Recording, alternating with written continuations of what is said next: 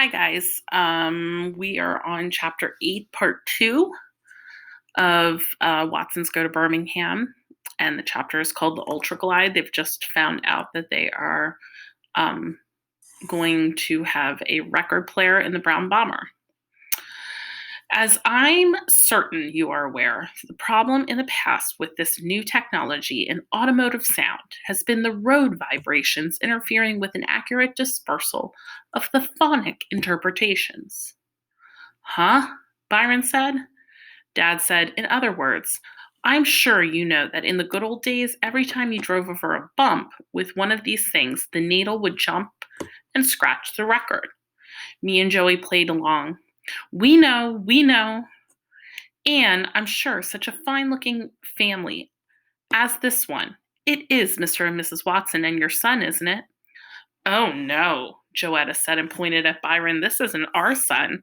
This is just a little juvenile delinquent boy that we feel sorry for and let follow us around some of the time. Our real son has hair. Even this didn't bother Byron, who was amazed by the Brown Bomber's latest edition. Dad kept imitating the guy who sold him the record player.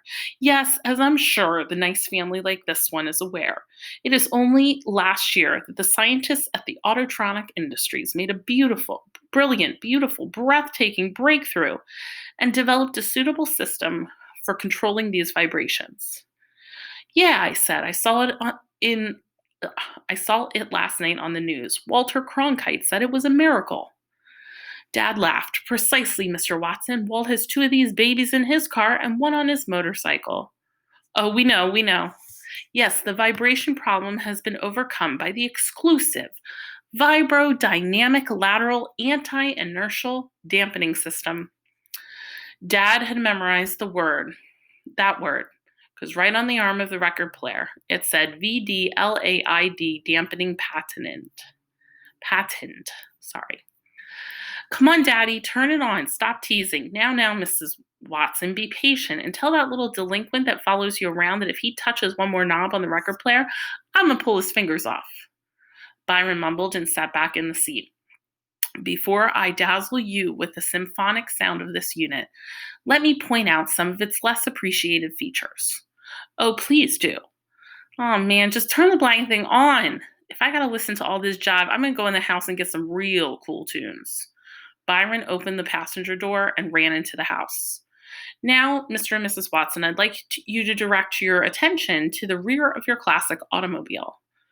Me and Joey crawled up on the back seat and looked at the back window. On the rear shelf, a hole had been cut and was covered with the same stuff that's on a screen door.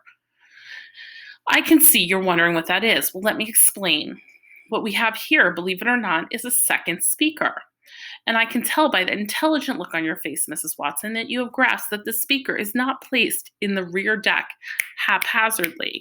No, ma'am. Some people think we just have a hole hacked in back there by any old mechanic, but nothing could be farther from the truth.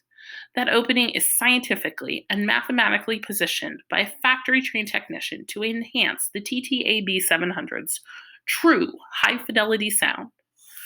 Wow. Byron exploded through the front door with an armful of 45s and Mama right on his tail. Byron Watson, don't you stomp on those stairs like that, and don't you slam that screen door. She trailed Byron all the way to the car, fussing at him the whole way. I knew she was using Byron as an excuse to come back out and see what was going on. I guess all the laughing and fun we were having made her want to join in. Now that she was back, Dad started really cutting up. Well, Mrs. Watson, Dad said, but not to Mama, to Joey. I see your beautiful young daughter has decided to join us, and not a moment too soon either. Why don't you scoot over a bit and let her in? Joey loved this chance to pretend she was Mama's mom. She patted the seat next to her and said, Come on in, honey, this is really cool. Mama slid in under the steering wheel with a halfway smile on her face. Wonderful, Dad said. Byron lifted the record that was already on the turntable and started putting one of his own cool songs on. Put it back, son. You'll get your turn. First, we have a special request from a certain young lady to a certain handsome young man. If you'll excuse me, ma'am, I'll just reach over here and get this show on the road. Dad reached over past Mama to start the car, but on his way, he kind of accidentally on purpose brushed her chest. Boy, Did they think we were blind? Even though Dad thought he was being slick, everybody saw this. Mom puckered up her lips to squeeze down a smile and crossed her arms over her chest. And Joetta giggled, and me and Byron scrunched our faces up.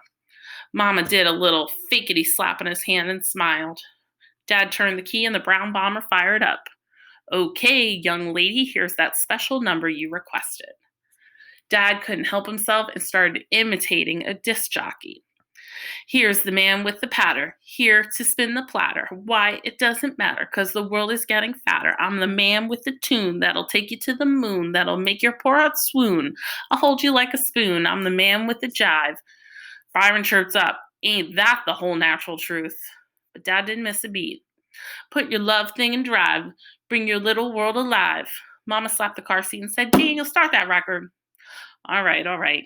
Dad stopped his rhyming, not because Mama told him to, but because I bet he ran out of stupid poems. But first, let me tell you, people out there in Radioland, that this number was requested by a Miss Walona Sands for the wonderful, wonderful man in her life, the big daddy of love, Daniel Watson. We at Flint's only soul station, WAMN, dedicate this song to Daniel from Walona. Spin it, maestro. Dad reached over past Mama to start the record player. Joey grabbed my arm with one hand and squealed with the other. Byron was grinning like a giant, bald-headed kindergarten baby. Mama still had her arms crossed, but was starting to smile. She brought one hand up to cover her mouth. My foot was tapping on the brown bomber floor a mile a minute, and I couldn't make it stop no matter what I did. I was grinning pretty hard, too. Dad touched the knob that said start written all over it, but first he turned it. But before he turned it, he pulled his hand back and said, first, however, we all screamed, Daddy, oh man, come on, Dad, Daniel. But Dad wasn't through yet. You couldn't rush him. In fact, the more you complain, the longer he'd take. He put his hand up to stop the noise. But first, we at WAMM want to apologize to the 9 other women who called in requesting love songs to be dedicated to Daniel Watson. If they stay tuned, we'll play their songs later in the evening. Mama said, that's it, and started climbing out of the car. It was a fun that's it, though, not a serious one. Dad blocked the door and finally turned the knob that said start. Then he got into the back seat. We all froze.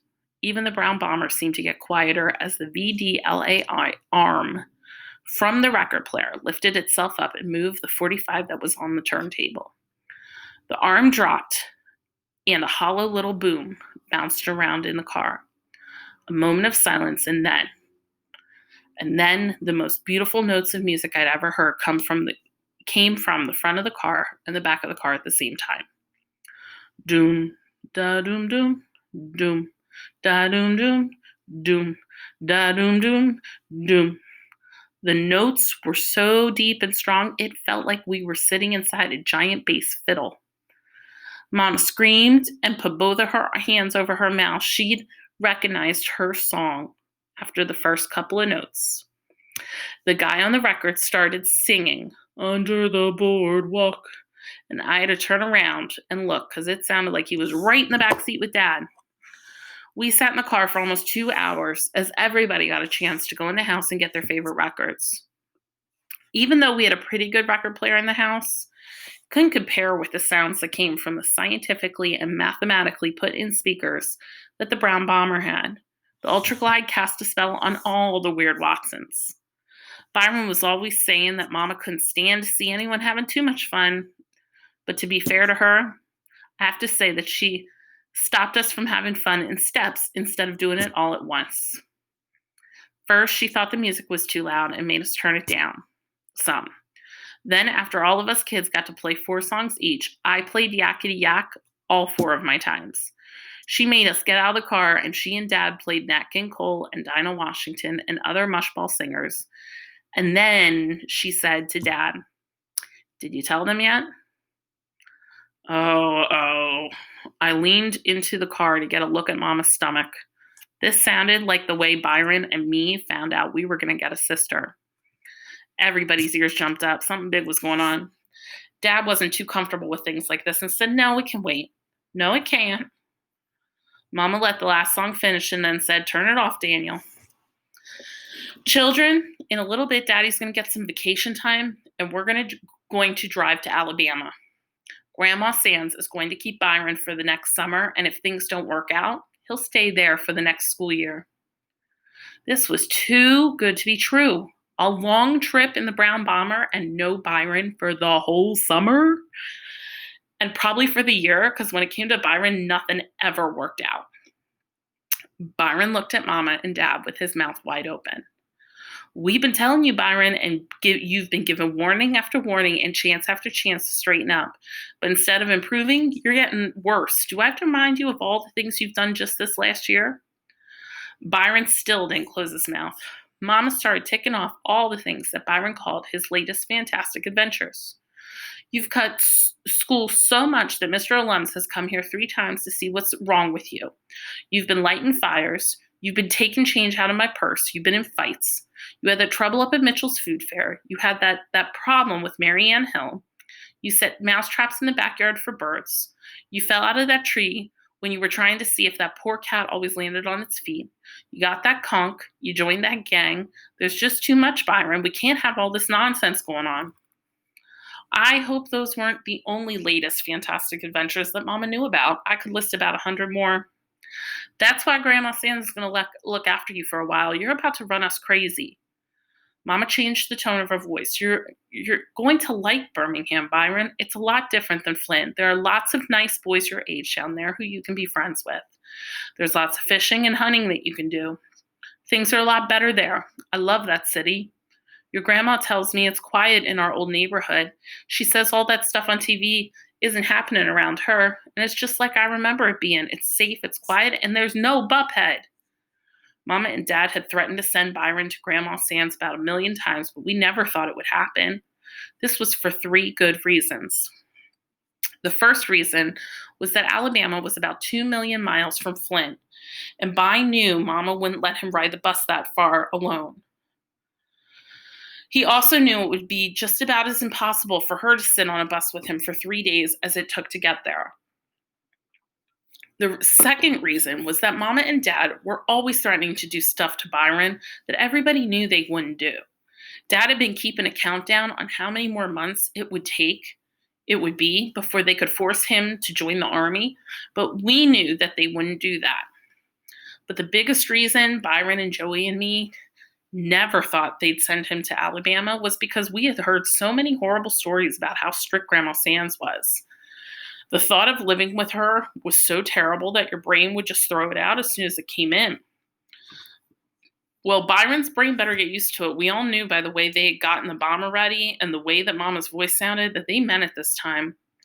The big cool baby finally shut his mouth and ran into the house. He slammed the door as hard as he could, and we all heard him say a real clear, the S word. Joey said, "Ooh." Dad started to go in after him, but Mama said, "Let him go, Daniel. He better get as much of that nonsense out of his system as he can. Grandma Sands won't be putting up with any of that mess."